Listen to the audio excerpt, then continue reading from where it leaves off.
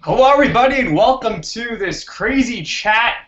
We're going to be speaking about a bunch of stuff tonight, but let me first welcome the guests at this time. We'll go around the room, and everybody can say who they are, give a little background. We'll start off with Frank.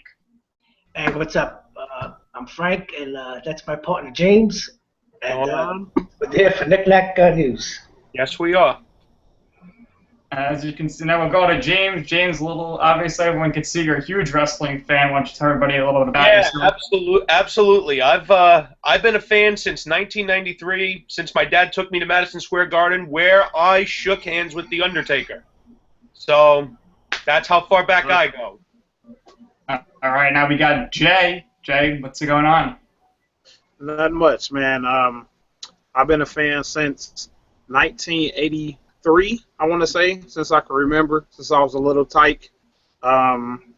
First match I ever watched was Paul Orndorff, Hulk Hogan, Steel Cage, Saturday Night's Main Event. That's classic. So after I watched that, I was hooked. So, yeah. Good stuff. And last but not least, Mr. NHL himself, Joe. What's going on, Joe? Mr. Rangers, Mr. New York Yankees. What's going on, boys? As everybody's talking about their fandom, I can honestly say that I've been a fan since about '98, and the first match that I ever watched was James's boy, The Undertaker, against Shawn Michaels in Hell in a Cell. Oh, that's pretty good. My favorite match ever. Always will be my favorite match, and I'm excited to be Hell of a way to start, Joe. What? That's a hell of a way to start. Yeah, I got spoiled early. I also have a bunch of older cousins, and they continue to watch, and they love it. So I'm excited to be here, guys. I'm excited for tonight as well. Nick, you have the floor. All right, so what I want to talk about right now is apparently we're in a new era. Are we? I don't know. But what's definitely new is that the tag team division is amazing right now. You got the New Day. They're on fire. They're so over. Enzo and Cass, they're very over. You got the Vaudevillains. They just came up. And you got the Social Outcasts. And last but not least, you got the Rising Stars of the Caribbean, Primo and Epico, rebranded once again. Now, before we talk about the good, I want to talk about Primo and Epico. To me, and I'll let Joe address this one first, it seems that WWE Creative had nothing for these guys, so they said, you know what? You're Puerto Rican. Let's just go film a bunch of vignettes, go stand on the beach or something, go to the club. And then they're like, what are we going to debut? What are we going to do? And all of a sudden they were like, just keep doing vignettes. And then all of a sudden they're like, shit, go do a match against these two NXT guys. Even though their names are Skylar and something, and it says in their pants, we'll call them Mr. Kennedy and Jackson. And then the following week, they're not even on TV. They just cut a promo smelling roses saying, we love Puerto Rico. Are these guys the world's greatest travel agents, or do they actually have a little future going on here? Nick's got a sense of humor. I love it.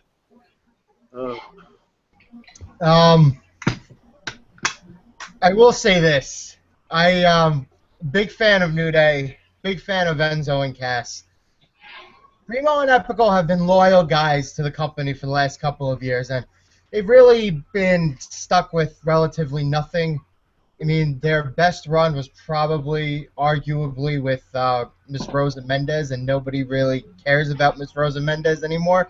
So I'm excited to have them back because the best part about having a good tag division is you need also a deep tag division. And I think what these guys do is add depth, and they'll have good matches. I mean, their run also as Los Matadores with El Torito wasn't so bad. I remember I went to Extreme Rules a couple years ago, and the pre-show match was El Torito against Hornswoggle in that stepladder match, whatever it was, and it was fun. So they're fun. I'm excited. Not totally my cup of tea, but they bring depth to the division, and as of right now, the tag division is the best it's been quite a long time, and I'm excited about it. Definitely, that's for sure. And then obviously, I think we're all agreed here that New Day rocks. Jay, what do you think about the New Day right now? The New Day. I remember when they first debuted, I did one of these. because because I've been watching wrestling for so long, and just to see just 3 black guys come out, jumping, skipping, hopping around, just another gimmick was just. I was just like, man, what are they doing? And all 3 of these guys are great talents. You know, Kofi, he speaks for himself. Xavier Woods, pretty damn good. I remember him over in TNA. And then coming over here, pretty good ring technician. He's pretty good guy, pretty entertaining. Big E was, Intercontinental champ for a while, had a good run going, and then they just stopped doing stuff with all of these guys and then packaged them together, and then it was just like, okay, it's not getting over, and the crowd let them know within like the second time they were on TV. They were just like, y'all suck. We're not cheering for y'all. We're not getting behind this crap. And then they took this gimmick and they ran with it, man. And to be totally honest, I was looking at them the other day and I was like, these guys are destined for Hall of Fame. Like, just this gimmick, just how popular it is right now. I think as far as a group, they will be in the Hall of Fame one day as one of those secondary type Freebird tag team types or whatever. So New Day, they hot stuff right now in the division. Frank rumbling there. Frank, you've a lot to say about these guys. I don't know. I think they're trash. It's a stupid. It's a stupid gimmick. It is a stupid gimmick. I don't know why it's so popular. And if you really think about it, they're killing the tag team division because the focus is all on them. Name me a great tag team right now. And Enzo and Cass, right off the bat, you can name them. What have they done? They haven't had a chance to do anything because Enzo So how can you call a great tag team? They haven't done anything.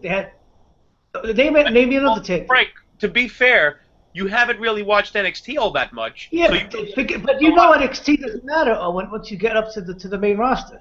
Well, I guess that's a matter. By that logic, Neville is the greatest champion of all time. I'm sorry? By that logic, Neville's one of the greatest champions of all time. We'll get to him later. Let's focus on the tag team. Okay, so name me a tag team. Okay, like I just said, Enzo and Cass is a good tag team. New Day's a really good tag team. Villains. I guess I have the floor for now. Primo and Epico. Primo and Epico, it's a great tag. Let me say what I have to say. They've been repackaged a few times, probably too many times. At least they suck. Let me finish, Frank. Let me finish. I think that they have been repackaged way too many times, and at some point in time, they have to understand it's just not going to work. It goes back to. They only have a job because they're Latin. That's all. The WWE. Frank is not budging. They don't. No, come on, tell the truth. Like Nick said, they only have a job because they're Latin, and the WWE caters to because they have a big Latin audience. When I go on my honeymoon next year, I will not be using them as my travel agents. I can promise you that. I will not be doing that. Yeah, actually, did you hear, guys, that they're running a new promotion on WWEshop.com, and if you type in Puerto Rico, you get 50% off on your second guest on your trips to Puerto Rico. We're going to Italy because my uncle owns a hotel, and I don't have to pay for the hotel. That's a lot of expense off of that. But back to the wrestling part. I happen to like New Day, and the reason that I like New Day is because they are living proof that if you give the wrestlers the creative freedom to be themselves, they can get over. I, like Frank, don't understand why they're so popular with how goofy they are, but the fact is, they're the most over tag team right now. Oh, I know, but my whole point was that they're stifling the tag team division. They're not stifling the tag team division, Frank. They've been champions for almost a year. Not a large plethora of tag teams for them to fight that they haven't already fought. That's They fought the Usos already. We've seen that. They have now fought the Vaudevillains, who I like the Vaudevillains. I think they're a nice spin on an old gimmick, and they've shown in the last 2 weeks that if you book them properly, they could actually look like a legitimate threat to the tag team champions. Let's go here to Joe, because I know Joe like me, is a huge fan of the New Day. And James, Yeah. you didn't like the New Day at first. And No, that's at first I did not like them because I felt that the reason I didn't like them at first was for the simple fact that they were baby faces that were getting booed, but then once they turned them heel, I was with it. And then once the crowd started to like them, they turned them face. That's what I liked about it. It was good booking, it was solid booking, and I personally think that is booking, and Joe's already smiling because he knows where I'm going with this. Right. I I think that is listen, I booking. know it. We're in the first segment. I know where That this is is going. booking that I think should be applicable to everyone. Two. That's all. Yeah. Now, Joe, please, I want to know what you have to say about the tag teams. I got have you. a question. I have a question for Frank. Out of all of the tag teams that qualify right now, who would you consider your favorite and why? I don't really have a favorite tag team. If you had to choose a tag team on the main roster that you enjoy the most. I guess I'd have to fall back on the Dudleys. Okay. But they're old. They're not. The Dudleys. Yeah, Come I on, mean, Frank. they're old. Come on, but the Yes, Dudleys they're old. They're considered one of the greatest tag teams. It's of all okay. time. Once American Alpha comes up and they're hanging with Enzo and Cass, forget it. That's the tag team I like, and that guy But Enzo Jordan. and Cass are great too. I know they are, but they're already trying to split them Yeah. up. They're Every already time trying to Enzo and Cass come out, the people are behind them. Oh no! Listen, yeah, definitely. They got it, man. They got it. I think they really missed the boat on them not debuting them when they were in Brooklyn, or at least the biggest mistake I think, and then we'll continue with Joe. The biggest mistake NXT ever made was never putting the tag titles on them. NXT I really enjoy, but they're not flawless. And the biggest flaw to me, they never put the tag titles on Enzo and Cass. And They didn't need them, James. They'll be the next tag They team. didn't need the titles. No, you know what? It's a Jay good makes point. a good point. Jay makes a good point. But Enzo and Cass will be the next tag champs. All right, That- Joe, please finish your thought. I agree with that. Jay actually cut in and stole my thought. I think it got to the point where Enzo and Cass were so valuable to NXT as non-tag team champions that they used them to get over the Revival as heels, and I think it worked because then when American Alpha took over the tag titles, it kind of lined up correctly.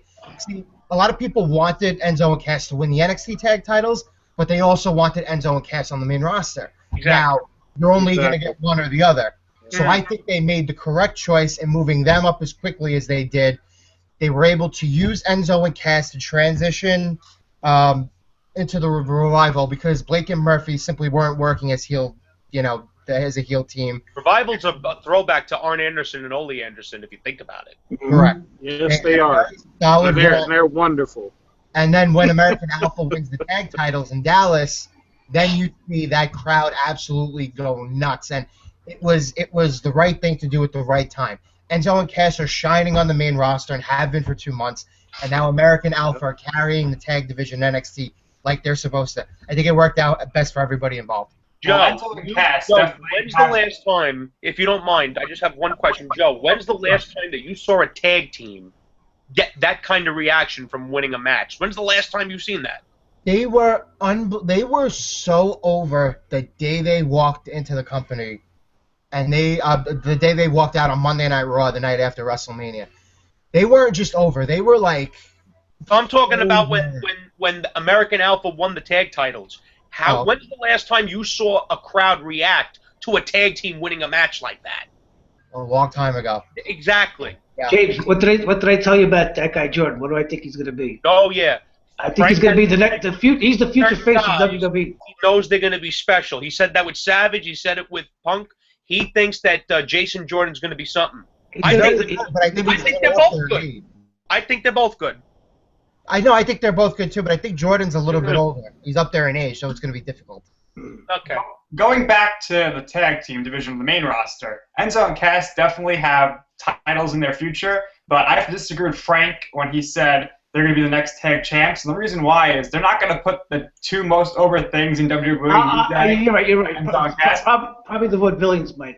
So either the Vaudevillains or the Shining Stars of the Caribbean are going to be the next tag champs, but I don't think New Day should drop the belt until they hold it for at least a full year. How do you feel about that, Jay?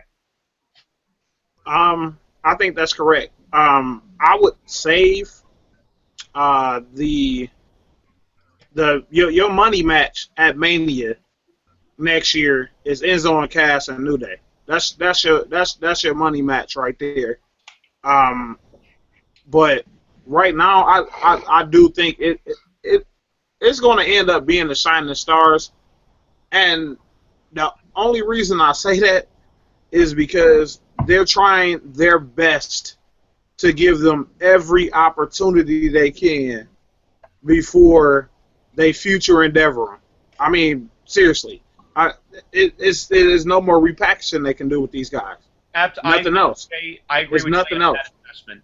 100%. Yeah, so I also think the New Day, once they reach that year mark, that's a good time for them to drop the belts, possibly at SummerSlam, because I think if you're going to give a heel tag team a notable win, it should be at an event like SummerSlam, and then at WrestleMania, Enzo and Cass get that shine, they win the tag titles, whether it's a TLC match or a Tornado, however it is, notable wins at big pay-per-views do a lot.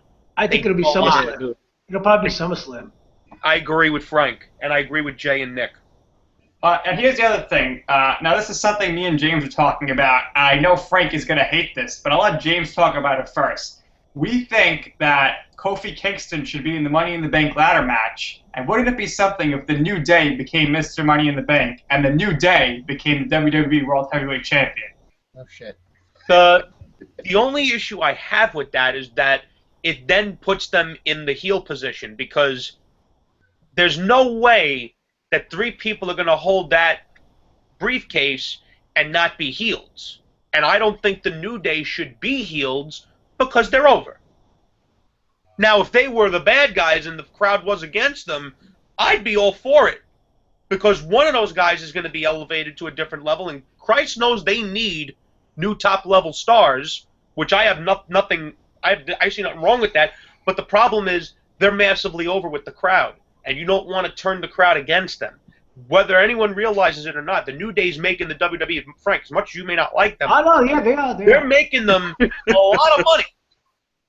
I didn't say they were. I didn't say they weren't When over. you're making that much money in merchandise, and the crowd is behind you, now why would you mess with that? Now, But James, let me put it to you this way. If Kofi Kingston was to cash in on Roman Reigns, where do you think the cheers are going to be coming from? Who's going to be the heel in that situation? oh, the heels, listen, as of this moment, anyone against Roman Reigns is the babyface simply because of how he's being received. Listen, we'll get into Reigns obviously later on, but I want to put it out there. I am a fan of the big dog. I like him. I just don't care for how it seems like the company's going in a fuck you to the audience. That's the only thing I don't care for. I think the guy's extremely talented. I think he's got a lot of good moves in his arsenal. I've been following him since he was Leaki down in FCW. I mean, you know, Joe's a good athlete for a guy his size. He shouldn't be able to do some of the things that he does, but he can. So since you touched on him, we're going to get to this later, but I'll get to it right now. This is what I think the world title picture should be playing out over the next 3 months heading into SummerSlam. Reigns and Rollins should have their match at Money in the Bank. Reigns should win, and at Money in the Bank, if something happens, they get a rematch the next month, Rollins and Reigns again. Rollins wins the title, and then 2 seconds later, Mr. Money in the Bank, Dean Ambrose comes in, cashes in, wins the title, and we get the triple threat Shield match at SummerSlam. We'll start with Joe. I see him smiling over there. You know I love this. In my little dream world, I saved the Shield triple threat match for WrestleMania. I'm with Joe. I think that as of right now, a lot of people would argue with this only because, you know, perception-wise, Cena's probably still one among their biggest stars. So a Cena versus Reigns match probably appeals to a very heavy mainstream type of casual fan, probably like a Nick. But I think as of right now, the biggest match that they could do as a company is Seth Rollins versus Dean Ambrose versus Roman Reigns. Those three guys are, to me, those guys, along with Sami Zayn and Kevin Owens, are like the five. Like, no matter who you talk to, mostly everybody likes 3 or 4 of the 5 of that group. They are head and shoulders above everybody when it comes to talent, in-ring wise, and ability to sell feuds, chemistry with each other, all of that. So at this point, we're sort of getting that ongoing Kevin Owens versus Sami Zayn feud, which I really like. I don't mind them doing Rollins versus Reigns now because they're supposed to be done at Survivor Series. I'm okay with that. I'm good now. But that match, as special as it is, and as special as SummerSlam would be, I think it would be even more special main eventing WrestleMania.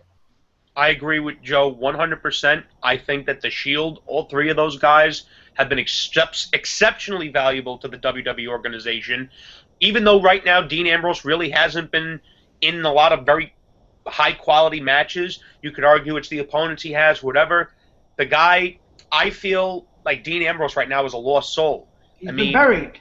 I mean, he lost to Triple H. He lost to Brock Lesnar. I feel that the guy has been losing a little bit too much. Yes, he beat Chris Jericho, but let's be honest, Fandango beat Chris Jericho, and what good did that do for his career? He also had a very good Intercontinental Championship match with Kevin Owens at the Royal Rumble. Oh, absolutely. That match was great. Even though he lost his match with Triple H and Road.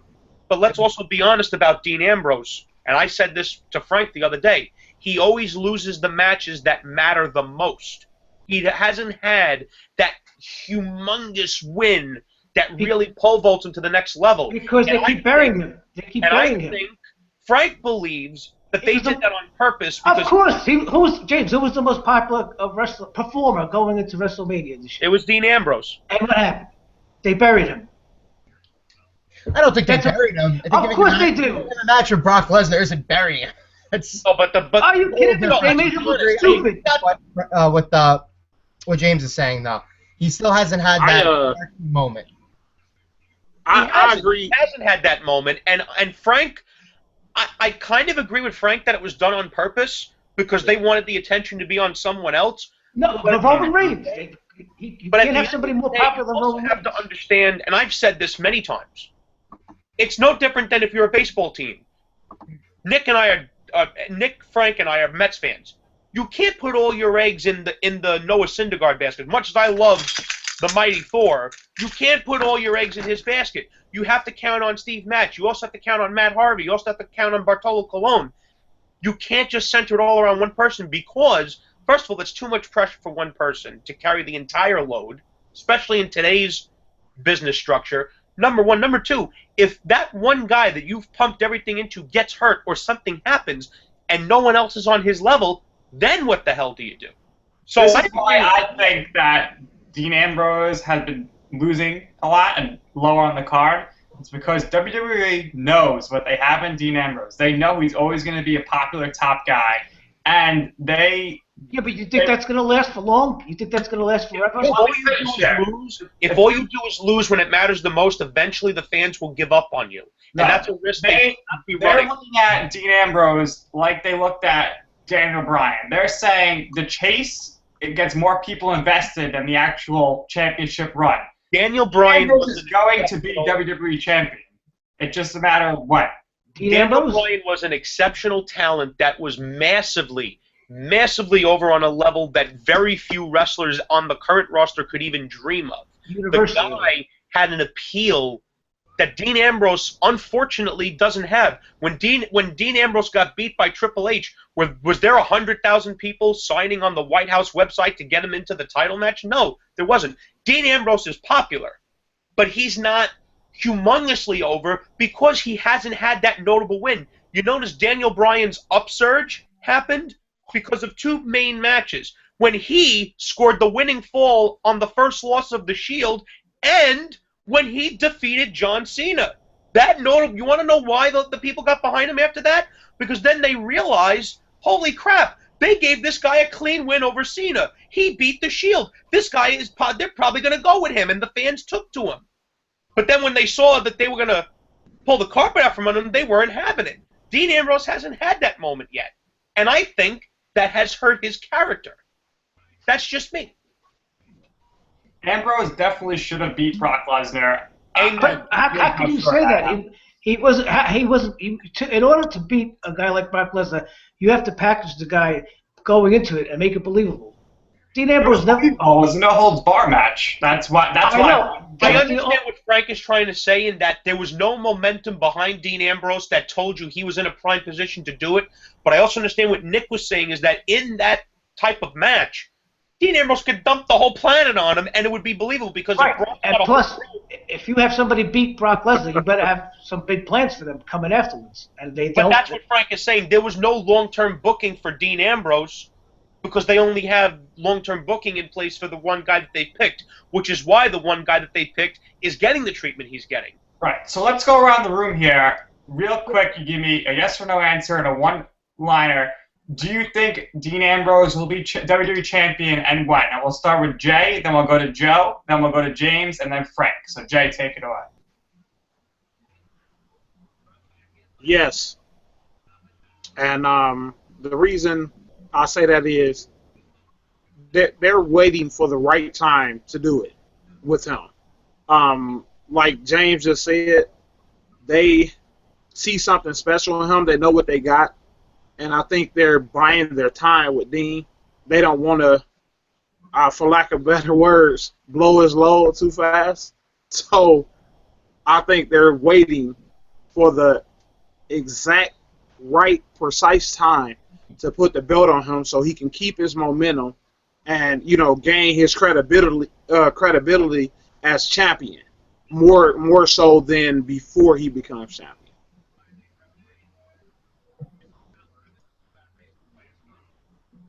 Okay, Joe's next. I agree with Jay. I'm okay that he hasn't had his big moment yet because it seems like we're in the process where we're starting to get guys up to that level. First it happened to Seth Rollins, then it happened to Roman Reigns. Now it seems like the next two logical guys who are going to be elevated into that on their tier are Kevin Owens and Dean Ambrose. I think they're the two favorites in the Money in the Bank. Whether Dean Ambrose wins Money in the Bank or not, we will see. I say yes, Dean Ambrose will be a WWE champion. I don't think he's going to be the type of champion who has these long runs. He's going to be more like a Mick Foley kind of guy. Not that he'll have the titles for 2 or 3 weeks, but he's more or less going to have transitional type runs, 2 or 3 month runs. He'll always be over, so he'll win the title multiple times. In regards to when I believe he can win the title, I think it'll be sometime the next year. Would hope it's WrestleMania because I really believe he's the guy who would benefit from waiting more and then going into the Royal Rumble and being the next. And the crowd will lose it. Rumble and the crowd will lose it. Him winning the Royal Rumble and then him winning his first title at WrestleMania, that would be like the next all right, yes, like the Rumble is finally back. Over the last couple of years, you've seen Cena, Batista, Reigns, and Triple H win the Royal Rumble. Hasn't really been a great booked event, but at the same time, those 4 guys give it a lot of credibility to the match itself. So I think Ambrose would benefit, but I think I could totally see them putting Money in the Bank on him if they don't decide to put it on Owens. So yeah, I'll say he's a champion. I'll say he'll be the champion within the next year, and eventually it'll get to the point where he's feuding with guys like Reigns, feuding with Rollins again, doing the Owens feud again, but this time doing it on a main event scale, possibly feuding with Triple H again down the line, maybe Lesnar, maybe Bray Wyatt again.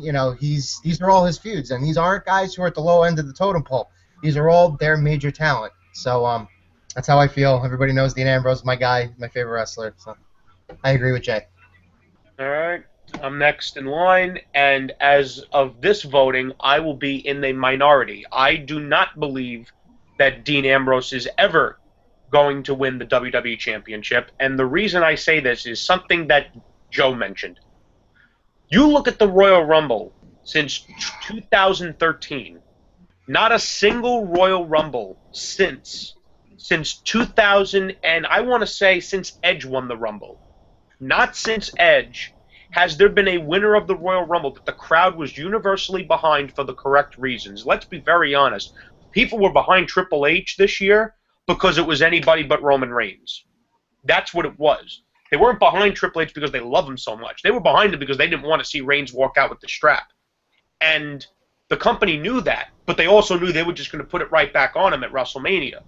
I believe, and I don't mean to sound rude, I believe that the WWE does not give two damns what the audience wants to see. They know the crowd's behind Dean Ambrose, so they'll pay to see him. But at the same time, they have no desire to push him to that spot. They've had plenty of opportunities to elevate him to a certain level. They only care about the guy that they pick. That is what I believe. They only care about the person that they pick, and that's it. The Dean Ambrose, at one point, was the most popular guy in the WWE. One of his sweatshirts was outselling everybody. And the first thing they did was the week after, they made him stop wearing it. That's no coincidence. They think, for whatever reason, because it completely goes against history, they think they should be the ones to pick who the top talent is. When history shows, the people pick who the top guy is. Whether anyone wants to admit it or not, Hulk Hogan became what he did in the AWA. The crowd was so behind him, and then Vince McMahon paid him to come to the WWF, and he became what he did. Same with Brett. If you watch the 94 Rumble, that was done on purpose, that ending, to see who the crowd was behind more. They picked Brett. Stone Cold Steve Austin was supposed to be a villain. The crowd chose him. They loved him. Same with The Rock. Much as I may not like what he became, because I feel like he completely ditched wrestling, which is what made him what he is. But the fact is, when The Rock became that villainous character, even though it was against Vince McMahon's wishes, when he became that villainous character who's raising the eyebrow and cut these promos that you didn't see this type of skill. There you go, Nick. You didn't see that type of skill since Ric Flair and Dusty Rhodes. And yes, The Rock belongs in that discussion of I think he's number one in terms of the best talkers you've ever seen in the business. But it was the people that chose him.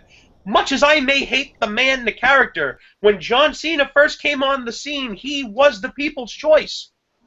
He was the people's choice. I know, Jay, I see you.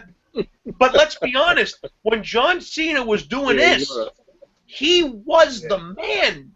He was one of the most popular guys in that company.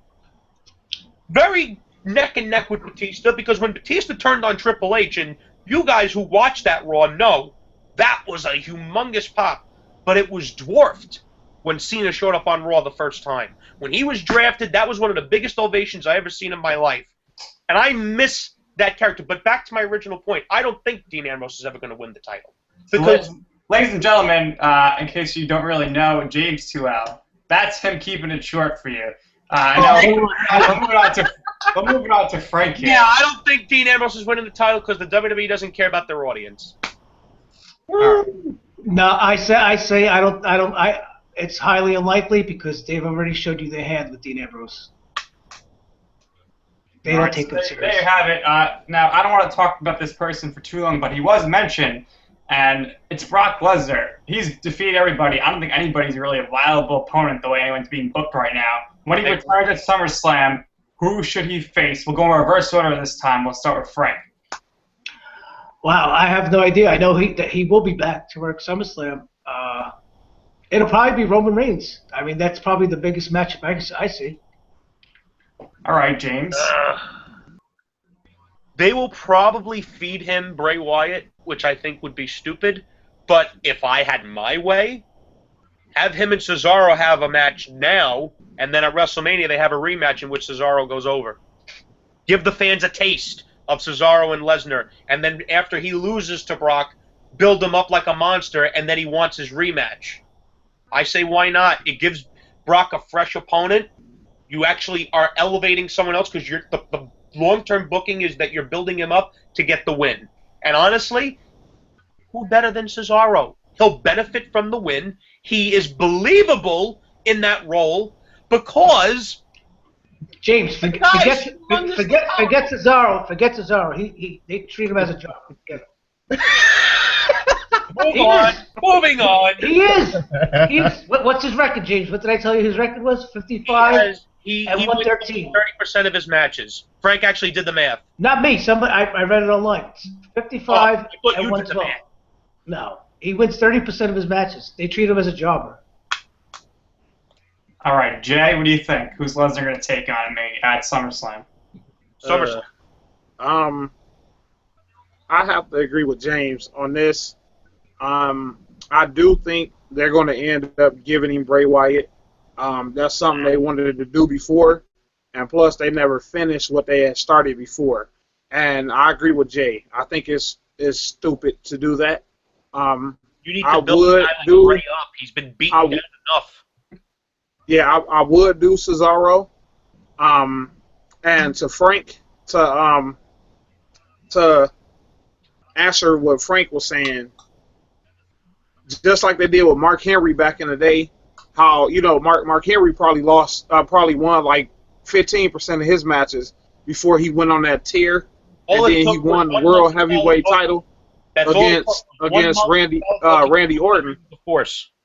I think they can do the same thing with Cesaro. Yeah, But right. I think at SummerSlam, it's going to end up being Bray Wyatt. And it'll be a glorified squash match. It should be Cesaro. Cesaro should come just close to beating Brock. And then he should ask for his rematch at WrestleMania. Because if Brock is going to lose, that's what I think. If Brock is going to lose, it should be at WrestleMania because that's where his tear started at 30. Ugh. All right, Joe, take it away. I think I like James's idea first and foremost because I like Cesaro. I don't think it's going to happen, though. Who doesn't like Cesaro? I do not think they're going to give him Bray Wyatt because they turned them face. I think Wyatt's going to come back as a face, and I can totally see them going into an angle with the club. So, assuming that once Wyatt is nice and healthy, and hopefully we get that in a couple of months' time, I actually believe that the feud that they're going to give Lesnar at SummerSlam, you guys are going to laugh, I think it's going to be Kevin Owens. And here's why I say this. On the special that they're having on the network in June, the matches that they have planned as of right now are Cena Nakamura, Asuka Charlotte, and Lesnar and Owens. Now, the WWE doesn't put guys randomly into matches and then never does it again. There are reasons why they are in matches. A good example of this would be back at Night of Champions last year, back when Reigns was feuding with Bray Wyatt and it was Ambrose and Reigns versus the Wyatt family, the third guy that they involved with was Jericho. Now, the whole point of involving Jericho of that was to tease the heel turn and then tease the later feud with Ambrose that they eventually ended up doing. They did the same thing in the Royal Rumble. So I think that barring Owens not winning Money in the Bank, as of right now, you could argue that Reigns is getting booed the most out of the top guys, and there's Rollins too. But I think Rollins is going to be preoccupied with the feud with Triple H. I think that got set into motion last night with his interaction with Stephanie. I think Cena and Reigns is a match that they desperately want to do before Cena is really to the point where one more injury can take him out of action for maybe longer than the 6 months that he's out now. So I think those are going to be two of the bigger matches. Now, I already said earlier that I think if they're gonna stick with the Wyatt face turn, they're gonna stick with the Wyatt face angle. It makes sense that the club eventually either reunites with AJ Styles or brings up Balor, and those two groups feud with each other. That only makes sense because they dispersed the League of Nations.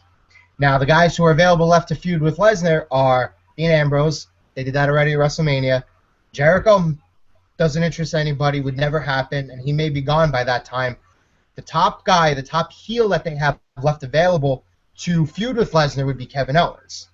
But technically, Lesnar is a heel. Considering that Owens is going to be in a match with Lesnar a month and a half before SummerSlam even happens, that could end up jump-starting something where Owens gets pissed off. I mean, we've seen this before. Once Owens sets his mind on something, whether it's beating John Cena, whether it's winning the title, I think it makes sense from that standpoint. So I think Cesaro's endgame right now is that they're building him to eventually win the Intercontinental title. I hope. Long workhorse type of runs with it. So as of right now, the two guys who are in limbo who could face Lesnar are Ambrose and Owens, and I think as of right now, Owens is more likely. So, what about a returning Randy Orton? Would anyone be against that? Believe it or not, I've wanted that. I would like that. I would like that match. I disagree. I like the match and I want it, and I want it simply that match would be cool. I think it's a match that doesn't really need a story. It's just a match. It's one of those matches that I just want to see once. Yeah, I got no problem with that. It gives Brock something to do. You see Orton against an opponent he hasn't faced in years. It's a fresh match. Why not? You know what's amazing about this, too? They actually had an opportunity to do this match. It was at Survivor Series 2014 when it was in St. Louis. But they ended up doing the injury angle with Orton to write him off TV about a couple of weeks earlier. Might have been Authority. Right, with the Authority, and he came back to feud with Rollins. But that was the time that I think that the match was hot. I think they should have had Orton versus Lesnar for the title at Survivor Series as the main event. And then having Lesnar win would have really given him, like, that extra because if you remember, Lesnar wasn't even on the pay-per-view. Oh, he was not. And ended up, it was Team Cena versus the Authority, and then it was Sting's debut that finished the show. So, but yeah, Lesnar Orton is definitely a match that interests me too. Well, the thing with Orton is he's been out, and it really hasn't made a difference. No one has missed him. He has no impact on the show anymore, really. He's just a big name. So he should just be an attraction. He should just be an attraction. I agree with Nick. If no one's really mentioned him that much, and that's one of the reasons I brought him up, because I figured, hey, if Brock needs something to do... Lesnar could destroy him, and nobody would complain. Yeah, Orton right now should be just an attraction. He should come and maybe wrestle a few pay-per-views a year. Or if he was on good terms with the company, at SummerSlam, I would do, if he was available, I would do Brock and Batista. Absolutely. That's what I was going to say. That's what they should try to do. Interesting. You want to talk about a money match on a pay-per-view like that, but in that scenario, Brock has to go over. Oh, he would. The reason I say that is because whoever does beat Brock should be someone that will benefit, because let's remember, Brock is Bruce Dern. He shot John Wayne in the back. The only guy that's going to... Listen, let's do this on air. The only guy that's gonna beat Brock. I got the Undertaker symbol tattooed into my flesh. I worship the ground Mark Calloway walks on. Brock beat him at WrestleMania. That is inconceivable. And the only guy that's gonna beat him is Roman Reigns. That's the only guy that's he won't benefit. What? He won't benefit. How's it gonna benefit him? I asked the entire panel, if Roman Reigns is the one to beat Brock Lesnar, how does he benefit? He's the only guy to do it. He's the only guy to beat Brock Lesnar. But how does he benefit long term as a character? Frank, take this one, Frank. Frank, take it. Come on, it's obvious. He beat the Beast. Who's beating the Beast? I asked you a question. You haven't. How does it benefit him? He can hang his career on it. He could say, "I'm the guy who beat Brock Lesnar." And if the crowd hates his guts, how does that get him over as a babyface? Listen, it's not going to get him over as a babyface, but then it's a waste of time. It's gonna give him credibility as a character. James, you know very very well that the only reason why Brock ended the streak was to build it up to give it to Reigns. And if that's what they did, yeah, of course it is. That's disgusting. Brock is the Beast, and he's the guy who ended the streak. That's how big he is. Or here's a crazy idea: you actually give the victory to someone that will benefit and become a star. Reigns is already a star. Who's this guy you're talking about? Who's this guy you're talking about? I don't know. How about Cesaro? Build him up, make him credible. They have no plans for him. They have no plans for him. They hate him. I would take Kevin Owens in a street fight. Package pile drive his ass on the steps. I don't care. I was content with Dean Ambrose beating him. You know why? Because like Joe mentioned, that would have been a credible win to pole vote him to winning the Rumble the year after and then winning the title. I'd have had no problem with that.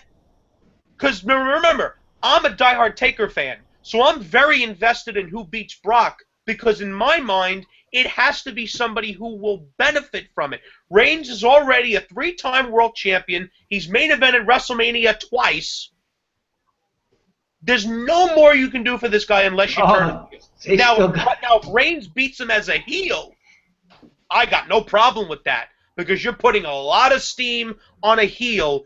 Then you ask yourself, okay, Roman Reigns is the world champion. He's the baddest man on the planet. He just killed Brock Lesnar. Who can stop him? And that's when you go into WrestleMania with that Shield main event that Joe talked about, and that's when Dean Ambrose gets the 3 count and the win on him. That's how you benefit. Listen, Batista and Lesnar is the perfect match. 2 big names, part-time guys. Vince wanted Batista back for Mania, to be a ref or something. He just said, I'm only coming Don't back wanna to go do part a of that. angle. It's a perfect thing. But, like Frank said, it's going to be at some point, Roman Reigns is going to defeat Brock Lesnar. That's after he defeats John Cena. Right, Frank? Mhm. Yeah, of course, of course. See, Nick is But learning. Frank is saying that because he knows that that's what they're going to do, which will benefit. Which, if anything, if you're a fan of Reigns, you should be pissed because it's going to make the No one fans. here is saying they should do that. We just all think it's going to happen. No, You don't I think it's going to happen too, Nick. I'm James, just explaining just how. look at the match they had at WrestleMania. Look at what the story they were telling you is that Roman Reigns was taking a beating, but he almost came back and beat him. No, I know that. He's I capable know of beating. that. I They're understand. showing you that he was capable of beating him. I'm simply saying it's not going to benefit the guy, and if you're a fan of Reigns, you want him to be in a situation that he will benefit. That's all I'm saying. James, they're gonna give this guy make him do tributes to the troops. They're gonna give him everything. He's the next Cena. Come on, you know this. He's gonna get No, I everything. know this, and I think that it's only going to hurt him. All right, let's move on, because you guys can talk about this all night. Yeah. Let's move on to the nature girl, woo, Charlotte, who dropped her father and once again got so emotional. Dad, you need to leave the ring. I got Dana Brooke. Let's start off with The Jay. wind hits Flair in the face, and he starts crying. Jay, what do you think about this whole thing with Charlotte right now?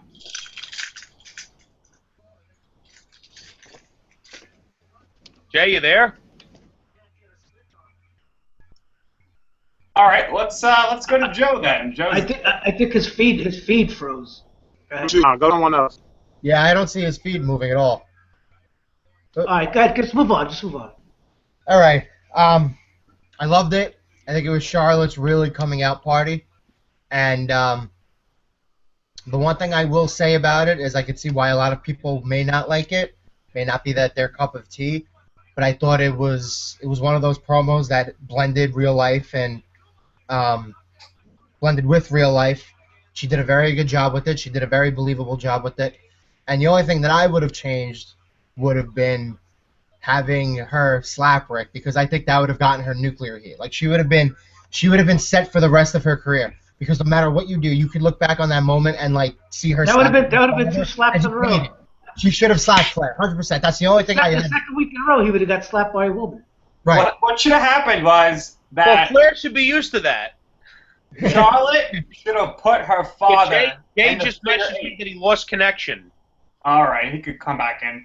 He could just Charlotte should tell him to Charlotte refresh. should have put in the figure 8. That would have been great. I don't understand the whole thing with Dana Brooke though. James, you're big on NXT. What's the deal with Dana Brooke? The reason Dana Brooke is the reason Dana Brooke is with Charlotte, I'll tell you why, is because Emma got injured. I know, but it doesn't make any sense why she wouldn't just face Becky Lynch one-on-one. Why her and Charlotte have nothing to do together. Because they don't have long-term plans for everybody. That's why. They don't have long-term plans for everybody. And quite honestly, that was just thrown together. I think Charlotte should be by herself, because I can tell you from watching NXT, the matches that woman was putting on by herself without any heater, because she got heat on her own, because she's good enough, she was doing fine. That fatal 4-way that they had in NXT between Charlotte, Bayley, Becky, and Sasha was like the best NXT match till Bayley versus Sasha. Yeah, I agree It with was that. the best NXT women's match Ever. until Sasha and Bayley in Brooklyn. I agree. Right, because Sasha and Bayley in Brooklyn's the greatest women's match of all time. Joe, I was there and I can attest to this. Like, Me Well, too. Great I stuff. agree, and I I'm going to believe it. NXT TakeOver Brooklyn this year. But listen, I think the women's division right now, with the longest reigning women's champion of all time, Charlotte, is really good. And I think they should do with the stacked roster a women's Money in the Bank match. Let's see, is Jay back now? Jay, what would you think about that idea? Oh, you guys can see me now. I'm good. Yeah. You Yes. good? All right. I've been lobbying for this for probably the last, I want to say, 6 months or so. When I saw how the women's division was shaping up, I was like, why don't they do women's? I want an elimination chamber match, but I probably won't get that wish. But I was like, well, a TLC match or the Money in the Bank match. They really need to do a Money in the Bank match. This is the time to do it. The roster is stacked. Don't you think so, James? Yes, it is. I agree. I agree 100% that I think that it's time that these women get a little extra shine. You have the women's title match at Money in the Bank, but you also throw in the Money in the Bank match to see who gets the shot. I don't think that Charlotte should sit that night out. She should be a consistently defending champion. They have enough women that are talented to do it. I have no problem with Sasha Banks being the one to take the title off of Charlotte at SummerSlam. And then, I don't know if you guys all agree, at WrestleMania you do Bayley versus Sasha Banks because those two women have proven that if you put them in the ring with each other, they can deliver. The only issue I have with that is then Becky Lynch is the odd girl out, and the girl is incredibly good in the ring. But I digress. Listen, Henry, since I know you're listening, and all you post about is your girl, G-U-R-L-S, every single day on the own Facebook page. Sasha is not being buried. Joe, why don't you tell the viewers out there and Henry what Sasha's win-loss record is? They're saving her for SummerSlam. Sasha has never lost cleanly yet. Nobody realizes this. And yes. Oh, yes! James is right. They are saving her. They're SummerSlam. They're letting it marinate. Sasha is a megastar in waiting. She is Absolutely. She is somebody who can cross into that mainstream kind of. She has that mainstream appeal that The Rock did. You know, between her cousin being Snoop Dogg, between her character, she's got it all going. She has the sky, like the potential with her. The sky is endless. It is. Her song. I agree with Joe. I agree with Joe. The boss is she's come a long way since her first time on NXT. The woman is just. I haven't seen a woman that skilled in the ring in years, and she's got the gimmick and the chops on the mic to go with it. I mean, you guys know there are very few that are a total package, like The Undertaker. Great character, good worker. Was he the best on the mic? Not really. Stone Cold, great character, good talker. Was he the best in the ring after the neck surgery? Not so much. In this realm of women's wrestling, Sasha Banks is the total package. She has a great character, she can talk, and she can wrestle. That is the type of woman that you want to be put out there for your audience to see. Because then people are going to talk about her, and then people that don't watch the show are going to learn about her, and they're going to want to see her. That's why they're saving her for, like we mentioned earlier, the big pay-per-view wins. She's going to most likely... Brock Lesnar of the women's division. She's going to win the title at SummerSlam. Yes, she is. If they make her lose to Charlotte, that would be Well, here's the thing. questionable. It looks like she's going to win the title at SummerSlam as a face. But in typical WWE, fashion, would it surprise you that she's, the crowd's behind her, or whatever, she wins the title, and then she pulls a Seth Rollins and says, "I hate you all," or something. Where were you when I was off TV? I would save that. I would save a turn like that because I can tell you right now, when Bayley shows up to challenge her, Bayley's going to get a ton of love from the crowd. And honestly, when you're going to get that match together, that's when you start turning the gears to turn her. I mean, see, I'm really against going against the crowd, so if they're really behind Sasha... She needs a big face run. I agree. But the biggest thing coming out of the women's division right now is Alberto Del Rio. This guy is getting around the locker room. Not only did he get with Charlotte over the last few months, he's now dating Paige. We'll start with Frank on this one. And this is going to be a match. This is going to be the next match. It's going to be Paige versus Charlotte because Vince loves doing that in real-life stuff in the ring. Look at Matt Hardy and Edge, etc. So, Frank, how do you feel about Del Rio getting around the locker room? It's a work. It's for the Total Divas show. It was proven online because Alberto Del Rio's married. He's not gonna take a picture in public with kissing a Paige. So it's just a work. It's an angle that'll work for the show. Either way, I don't really care that much about what Alberto does. If the guy's going to get... If the guy's getting some, I say more power to him. He's married. He's a married man. He's not going to. Joe don't understand. Hey, listen. Before I got engaged, all I would do is hang out with my buddies. Guess what? I'm all for it. If that's what he's doing, good for him. I don't care. Sound just like Joe. Jay, what do you think about Del Rio? I don't care. Yeah, what do you think about Del Rio? Well, Who cares? Nick, Who Nick, cares? you agree? Who Del cares? Rio's hammering it.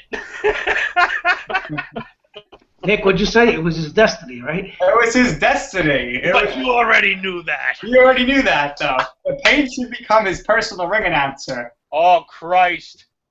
I just hope she doesn't give too much information. So obviously, we know she's on Total Divas. We're not going to talk too much Total Divas, but the cast is really looking good for the next season. You got, obviously, Paige and Del Rio. You have Renee Young and Dean Ambrose. Dean Ambrose on the show is going to be crazy. That's his push. It's his push. Yeah. You got Daniel Bryan and Brie Bella, who should be off the show. They're not in wrestling. Nikki Bella, who's not wrestling, and John Cena, but obviously they're going to be on it. And a quick side note, that spin-off show, who thought it was a good idea to put John Laurinaitis in a reality show? He's just going to be like, what do you want for dinner? Okay. No, but he might be perfect. He might be that awkward guy, like Bruce Jenner was on the I Crime. have no interest whatsoever in I- reality TV shows. But going back to the most must-see couple on Total Divas, and this is a great transition here, you got The Miz and Maurice, okay? And what The Miz is doing right now is awesome. Take it away, Joe. Take it away. Joe, you're making it very difficult for me to like you right now. I hate the Your minute. goes up, your mouth goes shut. Here's the tissues I have for all of us that cannot stand this Intercontinental title reign. So, tell, I don't know how Frank and Jay feel, but tell James why this is a great reign right now. Let me tell you something. About 5 years ago, I wanted. Look here, Joe. Look here. We don't want to hear that. All right, I don't mind. Don't go ahead. Butter me up, Buttercup. Let's go. No, I mean, listen. 5 years ago, I wanted the guy fired. I didn't think he was talented. And the past couple of years, he has really grown in the ring. He's really worked on it. He's not the best, but he puts on a very solid match. He's always put on a great promo. And I think at this point of his career, he's not the guy who you want at the top. He's not a main eventer anymore. But what they're doing with him right now... He never was a main eventer. He made No, it that's into what I'm saying. WrestleMania. Of course he's made He an made it to event. WrestleMania, and he was an afterthought. Listen, that shows you they could put anybody at WrestleMania. Exactly. Doesn't I mean don't it's know gonna why work. CM Punk wasn't in the main event, but that guy was. And I hate Bill Brooks with a passion. They just Whoa, I didn't want to put Daniel Bryan in the main event, but they wanted to put him. I don't understand how that works. I think the Miz right now he's playing his role perfect. I agree. He's playing the he's playing the Xbox heat. Go Yeah, away heat. he's playing the Hollywood part, and he sucks. His wrestling sucks, but he gets lucky enough to be in the right spot at the right time, and he manages to hold on to the title. Joe, He's not bad. Listen, Joe and Nick. He's not bad in the ring anymore. He's not. He's not bad. He's not good, but he's not bad. Joe and Nick. I have listened to you guys. I've listened to you guys talk about the Miz for a while. Now, I will talk about his good points. He married pretty good for himself. Good for him. He gets a lot of heat. Oh boy, we got Which good. However, aside from last Sunday, I cannot think of a single match he was in that I would want to go back and watch. And I don't count WrestleMania 27 because the only thing I cared about that night. James, you're echoing. There it is. There. Listen, he's had a lot of good matches. I'll just name one for you, and you're like, oh wow. Remember when he faced Morrison for the title on the first Raw of the year? That was a really good match. There's other great matches with Rey I actually Mysterio. don't remember, but I'll take Yes, the you do. for it.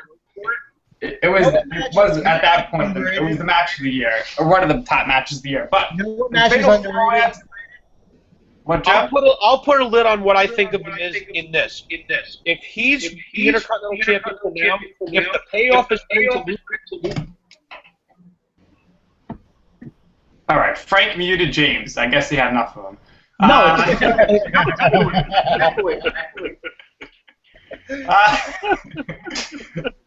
But yeah, the Fatal 4-Way, that was definitely the match of the year. That's like the best match I've seen in a long time. What do you guys think? We can start with Frank. Say it again. The Fatal 4-Way for the Intercontinental title, great match. Don't you think? What do you expect? Look at the performance. They're talented. A few minutes. Gonna. Can you hear me? Yeah. There's an echo. I know. It ain't just All me. right, so we got James back here. James, what did you think of that Fatal 4-Way? Best match of the night. Definitely. But like James always likes to post is a good match is ruined by a bad finish. But the finish made a lot of sense because the three losers had to be in Money in the Bank, and it just makes more sense for Cesaro, Owens, and Zayn to be in Money in the Bank. That way Zayn and Owens can continue their feud. Then you have an additional match on the side for the IC title. Shouldn't Cesaro be the one to win the Intercontinental title? But who says he can't? Who says he's not? Don't you think he should be in Money in the Bank, though? I would much rather see him be in a match that he has a chance of winning. He has no chance whatsoever to win Money in the Bank. Zero. Well, what they're doing now with all the 10 champions is they are doing a smart thing, and that take the U.S. title out of this. They're doing long reigns to build up the people that are holding them, make it matter more when the title change happens. Because what we've seen in the last few years is somebody will hold a title for a day, 2 weeks, and then it keeps playing hot potato. That takes the value of the title away. I agree with that assessment. So that's why me and Joe are on the same page here with The Miz. Is they're booking him very strong. That's why he defeated Zack Ryder. They wanted to get him instant heat. They brought it back Maurice. Maurice and The Miz are a really good on-screen combo, right, Joe? Yes. I think they're doing everything perfectly with him. They're not using him in a major role. They're using him as other talents. For sure. All right, so that's where everyone stands on The Miz. And then the only thing that's really left to discuss is, do you guys think it's weird that with all the talent the roster has right now, the most over guy is the, 47-year-old Shane McMahon? It's a reflection on the booking. That's what it is. It's, and I'm not trying to get into another discussion. It is a result of 10 years of not building anyone other than the handful. That's what it is. For years. And Joe knows to a large degree, I'm right on this. You guys have Kevin Owens. You had Ryback. You have Bray Wyatt. You have Sami Zayn, Dean Ambrose, Seth Rollins, and Roman Reigns. All of those guys should be incredible. But only one is credible, and he's not over. That is not the fault of the talent. That's not the fault of the fans. That is the fault of the people in charge. Because they choose and how they do it. All right, very strong point there. Frank, what is your view on Shane McMahon being the most over guy in the company? Yeah, I think that's gonna wear off. It's just because he came back to this again. But if you notice, anybody notice he's been talking really slow, and like really not putting out any energy in the last few weeks. He's just right now. He's just basically treading water until Triple H is ready to come back to have his match with Shane McMahon. Yeah, but I'm saying, did you notice that change in his character? He's very demure. It's like, oh. Yeah, he's talking like the game, Triple H. Yeah, very slow, not very emotional. I don't know. All right, and Jay. Yeah, I think it's because he been gone for 7 years, or 7, 8 years. So I agree with Dan. If you don't build stars, this is what happens. The guy who's been away for the longest gets the most cheers for a duration of time. And I do agree with Frank too. It's going to die down eventually. But yeah, that's just what it is right now. We miss you, Shane. That's it. How about you, Joe? That's all it is. I always had always loved him. And I think more or less the reason why he's been so warmly received is that he's a very smart guy, and he went off and started with but was involved. He built it up, become an important partner. He's a self-made guy. And like his father, very prideful, out of his accomplishment. So it was a situation where he was comfortable with where he was. He really needed to go back. But Did it for his kids. yeah, and his kicks are great. As we've seen, like everybody always eventually finds their way down. I think he's the kind of person empathetic to our demographic. Like we relate to Shane a lot better than other guys or the younger fans. So he knew he was doing us bringing us back, and he didn't mind it. You know, he wanted to come back. He wanted to make amends abruptly, 7 years ago. He wanted to try to be as much as he could while he still can. And I think the podcast was great. I think his involvement him and Stephanie's good, and his presence has really added to the show. So I'm very happy he's back. I understand he's not going to be back for a long time, but I enjoy the show that he's back in. Well, I'll end it on this. The guy is money. We need more Shane O'Mac. Get him in as many segments as possible. The crowd loves him. And that does it for our Google Hangout tonight. Everybody, thanks for joining me. And to our viewers, thank you for watching. Good evening, good night, good luck, everybody. Take care.